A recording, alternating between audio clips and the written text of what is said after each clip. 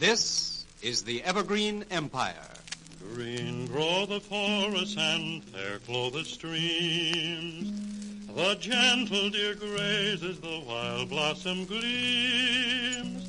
From ocean wave raging to mountain serene, all nature's proclaiming our land's evergreen.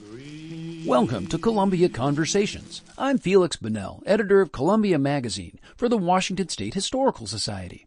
On this episode, we speak with Bob Antone, a musician and musical historian in the Snoqualmie Valley, whose band, Tinkham Road, is committed to preserving and sharing audible history. As Seattle is being systematically, these historical places are being torn down, we feel a passion to keep this material alive. This cultural material will not die. We will keep it going. There's a little cabin in the Cascade Mountains. That is where I long to be. Where the tall trees they frown and the streams come tumbling down and the trout leap so lust to leave. That's Bob Antone's band, Tinkham Road, and their rendition of Little Log Cabin in the Cascade Mountains. We'll hear a bit more later on. I spoke with Bob Antone by phone in March 2022. I'm a music teacher, first and foremost, but for the last 30 plus years, I've had an obsession with collecting rare Northwest historical music and performing it out in the public. So we have a band called Tinkham Road, just like the exit off of Interstate 90, and it's a collective of musicians. We have about 32 rotating members, and in that collective, we actually perform very rare and obscure songs that have some kind of historical connection to the Pacific Northwest and Seattle area. And what's the earliest known, like in terms of the date it was composed or published, or what's the earliest known piece of Northwest music like that you guys are in your repertoire?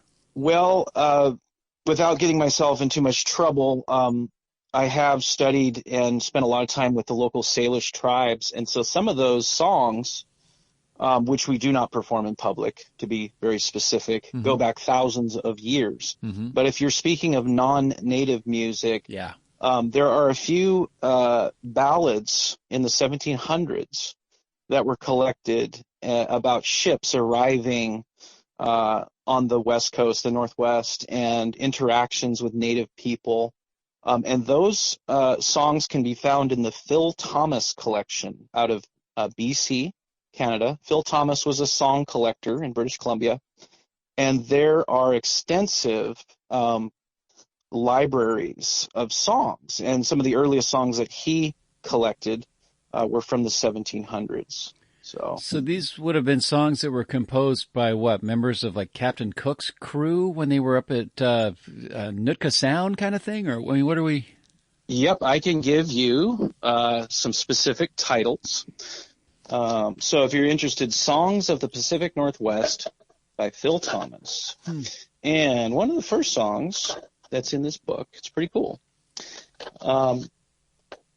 It's about an interaction with, it's called The Bold Northwestman. The Bold Northwestman. And it's actually this whole interaction, this war that they had, it happened in the late 1700s. And I can just read you a little bit of the lyrics. This is the main chorus. Come all ye bold Northwestmen who plow the raging main. Come listen to my story while I relate the same. 'Twas on the Lady Washington, decoyed as she lay, at Queen Charlotte's Island, northwest of America. So the Haida tribe is located there at Queen Charlotte Island. Very, very famous, well-known First Nations culture, the Haida. So, yeah, there you go. That's one of the earliest ones that I know of. That's non-native of the Pacific Northwest. Because I think about early music, and I think like the one that I know comes to mind is the Old Settler, the one that Ivor adapted for his theme song. Yeah, absolutely. And that melody was adapted in 1876. So that was about 100 years later.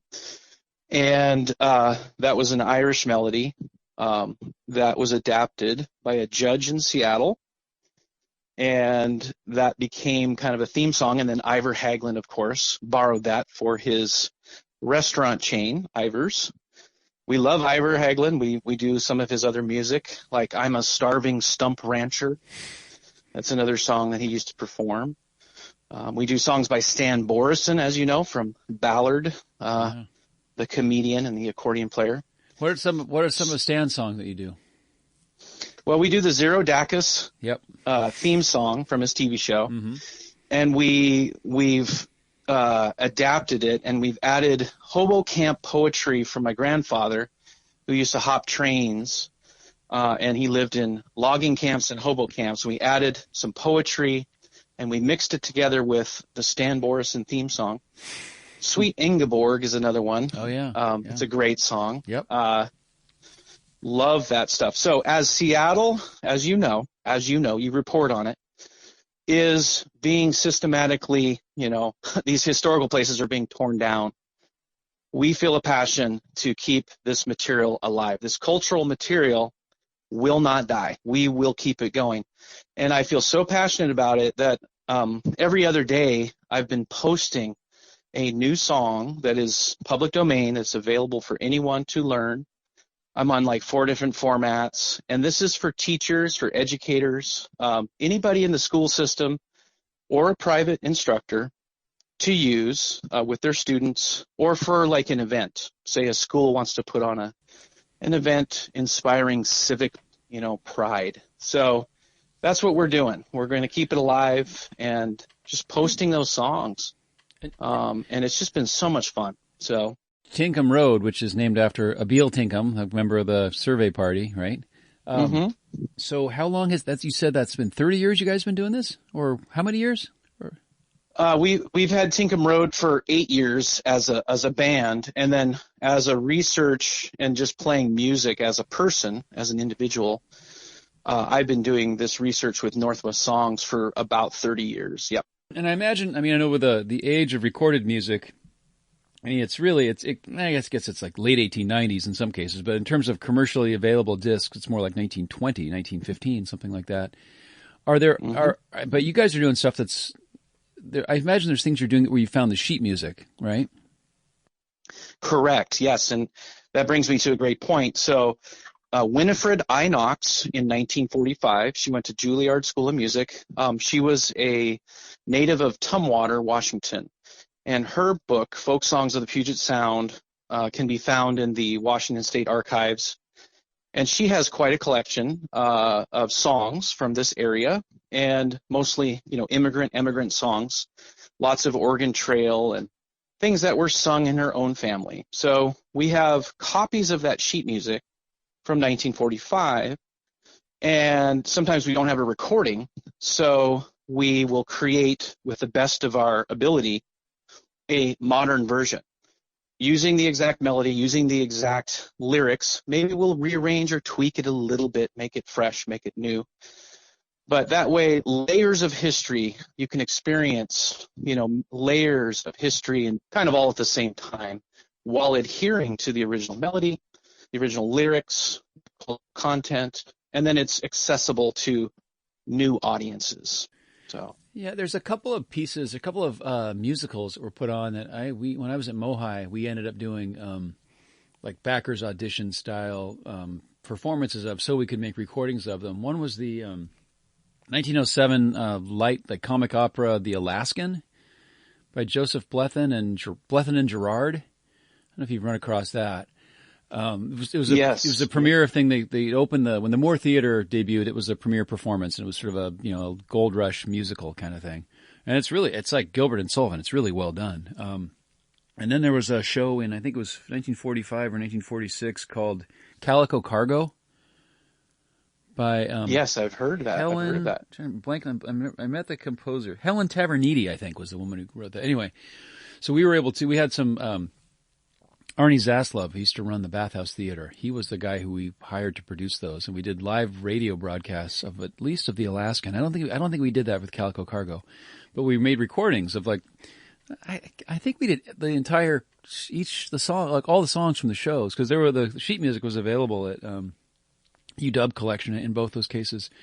I love that kind of stuff, particularly where there is no contemporary recording of something. The idea of doing a modern version of it, or not a modern version, but a recreation of, or as close to what the original version would have sounded like. That's really valuable. Harold Weeks is another person, if you don't mind. I bet you know who that person is. Have you heard of Harold Weeks? It sounds vaguely familiar, but I honestly can't say. I'm not sure. Okay, so Harold Weeks was a songwriter out of Seattle, but he had a connection to the Snoqualmie Valley, and he wrote the hit Hindustan, which was the first international hit out of Seattle. And he also married the founder of North Bend's daughter. So for a short time, he worked as a telegraph operator and supervisor in the lower Snoqualmie Valley at the Duval and Carnation train depots. And then he got married in front of the North Bend train depot in about 1916, 1917. And he went on a special honeymoon, and he wrote a series of songs. One of them was called Little Cabin in the Cascade Mountains. That's one that we perform all the time. And Harold Weeks, got to give a shout out to him. Okay. He's a major player in the local Tin Pan Alley, Seattle Tin Pan Alley scene, which is pretty amazing. Where Ben Arroyo Hall is, there used to be a publishing company there, and Harold Weeks was definitely connected to that. And it was considered Seattle's Tin Pan Alley scene right there. Have you played out in public in the last couple of years, or have you guys been dormant like most other musicians and performers?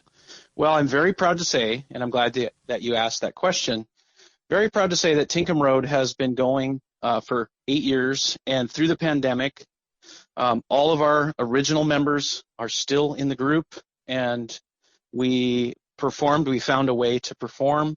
We did some virtual performing, but yes, we've been very steady. There is a great support for music in the winery circuit, Woodinville wineries, Woodhouse Wine Estates, Janik Hill, and in Snoqualmie you have Sigillo Cellars. A lot of the wineries are very supportive of the arts, and they go hand in hand with music. So Sigillo Cellars, especially, right on Railroad Avenue, they've been a constant support of our band. We're kind of a regular house band there. Once a month we perform. Okay. So you can catch us every fourth Saturday. Are there solo versions of all these songs that we're talking about? Yeah, so I play the violin and borderline fiddle, and I also play guitar. Okay. I play musical saw like my grandfather. Sure. And so in our family, we had a family violin from 1893 from Old Seattle. Neat. And I played that violin for 28 years, and I passed it down to my son, who also plays. And when he graduated high school, we passed it down as a graduation gift. He got his great-grandfather's violin from Old Seattle, 1893. So there's a tradition in our family. Very cool. All right, continuing on our musical tour, our musical journey. what would be next? Well, you got to remember that the logging industry, you had the logging camps, and you had music, the shanty boy traditions. So you had folks that were entertaining in logging camps, and obviously timber was king. So you had these French, Canadian, and Irish singers who would come along with the migration from the Great Lakes and back east to the Pacific Northwest. And they brought with them ballads and these songs. And so there is a book that was published in 1932 out of Seattle, KJR Radio, and it's basically a yodeling lumberjack song, a book of lumberjack songs, and a lot of them mention Seattle. And there is a tradition, and basically when the phonograph came out and became more common in the 20s, so you had more popular music from elsewhere starting to influence the songs of the shanty boy tradition. It started to be infiltrated with early jazz and that kind of thing. So we have a song called Copenhagen Snuff or Snooze that comes from the very last part of the shanty boy tradition, and it's considered a Pacific Northwest logging camp ballad. It was collected by Winifred I. Knox, and we perform Copenhagen Snuff or Snooze and the Daring High Rigger. Those are two that we do in a medley. That's from, I want to say, the late 1800s, early 1900s. Yep. But still in use, though, into the 30s and 40s, I imagine. People still singing it, like in logging camps? Yes, they were still known, obviously, till 1945. Yeah. When she collected this information. Got it. But what Okay. was explained to me by Hank Nelson and some of the other historians regarding logging music of the Pacific Northwest is that when the chainsaw started to become regular, in regular use, you didn't have the time or the sound or the silence to, transfer these songs because you had so much more noise. The production was sped up. You had all this noise and speed in the woods. So the ballads were becoming less and less common. And as people like Bob Wills, and you had Texas swing, you had Western swing becoming more and more popular, people were less and less interested in the old ballads, and they were more interested in, hey, what's popular now? What can I get a record of? Yeah, makes sense. And Western swing, that's probably the next stage of music in this area. A lot of Western swing was popular at the dances around here. So does that make sense about the chainsaw? And I mean, that's what was perfect. explained to me. It would, because it's almost like a, before the chainsaw, it's almost like a field hauler or a thing where you're using the song to get the rhythm of the guys chopping on the same tree, and it's like it's part of the work. Doing the work is assisted by having rhythmic singing or singing that somehow kind of passes the time or fills the silence. So that makes perfect sense. Yeah, there was also a guy named Les Labrie, and he had a wooden leg. And so a local legend, Mr. Harley Brumbaugh, who was a trumpet leader, he went to dances as a child in the Snoqualmie Valley, and he would go to Les Labrie events. And Les Labrie played the drums in such a manner because of his wooden leg, and he had a very specific rhythm. And so he wrote a poem, one that we like to perform, Les Labrie, the one-legged drummer and his orchestra. And that is a beautiful slice of our local history here and the musical history of the Snoqualmie Valley. Very nice. I mean, by this time, Sons were getting up into the 40s and the 50s, maybe? Well, you have, you have a very interesting development in the Seattle area with, our rock scene. You have in the 60s, you have the beginning of the seeds of what they call grunge. There was a handful of bands that were kind of psychedelic surf rock. You had the Frantics. The Frantics are amazing. You've heard the Werewolf song by the Frantics. Does that ring a bell? I know. I've heard the Frantics. I don't know the Werewolf song, though. Yeah, and they were known here. They were based in, Tacoma, Seattle. And then eventually, obviously, we had more famous acts like, Nirvana and Soundgarden. But there are roots of that music in the Seattle area, and it's psychedelic, surf guitar, kind of like the Addams Family or the Munsters, kind of that dark, twangy surf guitar, psychedelic.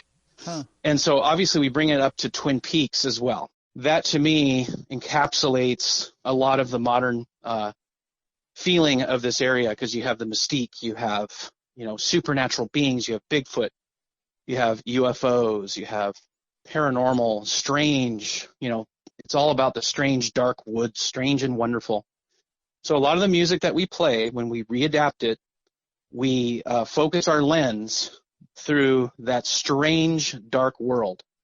So we have songs like Red Door, Come On Through, which is a reference to season 3 of Twin Peaks. We have All We Are Is Coffee and Donuts to You. That's another song we perform. And that's about Tweed's Cafe on the corner of North Bend Way and Bendigo. And still in business, right? They are. Yes, yeah. Tweed's is. It's definitely an international landmark. Do you guys have any competition, or is this kind of your own genre? Oh, my God. I don't think we really do have any competition. And not that I know of. No, I really don't. I don't know. Do you know of anybody? No, I don't. I haven't paid super close attention, but I think I might have heard by now. But no, this sounds like you've sort of identified a niche and exploited it, and in the good meaning of the word exploit. I don't mean that in the exploitive meaning of the word. It seems like a great thing, and it's the idea of keeping these melodies alive that otherwise would just be on sheet music or in some archive somewhere. I think that's laudable. That's admirable. That's good to do that because it's the more people that hear this stuff, the more it influences the current and the next generation, and that's what's cool about art. You don't want art to just sit hidden away and not seen or heard. You want it to be, like a muscle. It's like muscle memory. You want it to be out there being flexed. So I think it's good. It's a cool thing. Well, yeah, and one thing I wanted to say too is I wanted to dedicate today's interview to my dad. He passed away this morning. Oh, I'm so sorry to hear that. a.m. Oh my goodness, I'm so sorry. Oh, that's terrible. No, it was a long process, so we knew it was coming. But today I thought I'd dedicate it to him, and he was always a great support. Yeah. Oh man, that's how old was your dad? He was 81, and he was born in the ghost town of Snoqualmie Falls in 1940. Oh wow. So he was born at the Snoqualmie Falls Hospital. Wow. Yep. Oh man, I'm so sorry. Yeah, I lost my dad about 26 years ago when I was 28, and not a day goes by I don't think about him and feel his influence. So it gets easier, of course, but boy, that's a big loss, and I feel for you. Yeah, no, thank you very much. Oh, that little cabin in the Cascade Mountains, it's a paradise to me. Oh, that little cabin in the Cascade Mountains, it's a paradise to